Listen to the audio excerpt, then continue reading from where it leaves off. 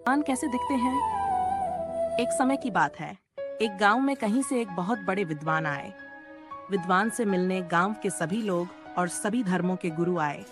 उनके समक्ष सभी धर्म गुरुओं ने अपने अपने धर्म के अनुसार ईश्वर के स्वरूप का बखान किया और बतलाया इस वीडियो में आगे बढ़ने से पहले चैनल को सब्सक्राइब करें ताकि नए नए वीडियो आप तक जल्द से जल्द पहुंचे।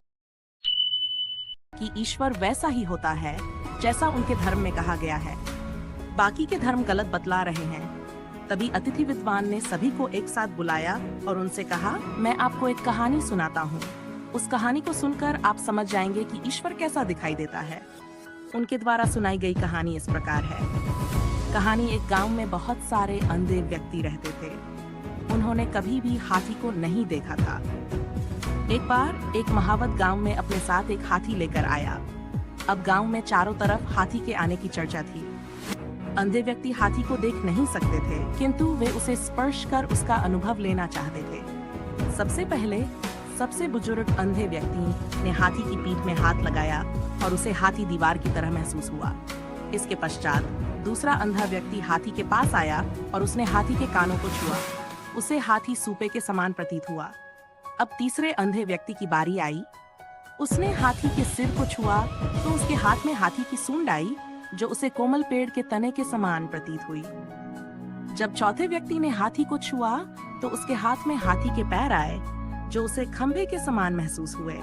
पांचवें व्यक्ति के हाथ में हाथी की पूंछ आई, जो उसे किसी मोटी रस्सी के समान प्रतीत हुई। हाथी को छूने के बाद सभी अंधे व्यक्ति अपनी जगह वापस आ गए और एक दूसरे से अपना अनुभव साझा करने लगे। पहला व्यक्ति बोला, भाई हाथी तो दीवार की तरह होता है।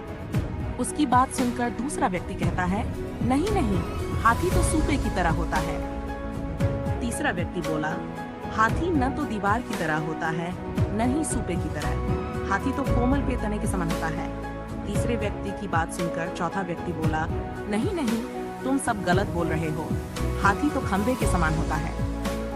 अंत में पांचवा व्यक्ति कहता है, आप लोगों को कुछ भी नहीं मालूम, हाथी तो एक मोटी रस्सी के जैसा होता है।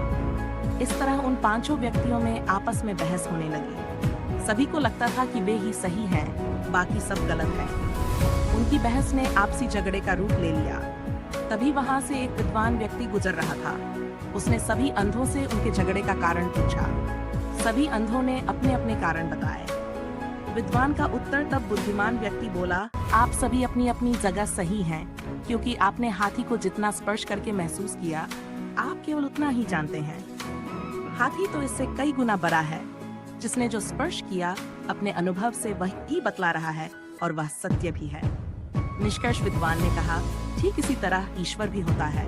वह इतना विशाल होता है कि उसे समझ पाना किसी भी इंसान या धर्म के बस की बात नहीं है। सभी धर्म ईश्वर के बारे में जो बताते हैं, वह अपनी अपनी जगह सही है, किंतु पूर्ण नहीं है। ईश्वर को जिसने जितना समझा है, वह उसके बारे में उतनी ही बातें बतला पाता है। लेकिन यह सोचना कि केवल मैं या मेरा धर्म ही सही है और बाकी सभी गलत है, इस कहानी से हमें शिक्षा मिलती है कि सभी धर्म अपनी अपनी जगह सही हैं, किंतु भगवान के नाम पर लड़ना गलत है।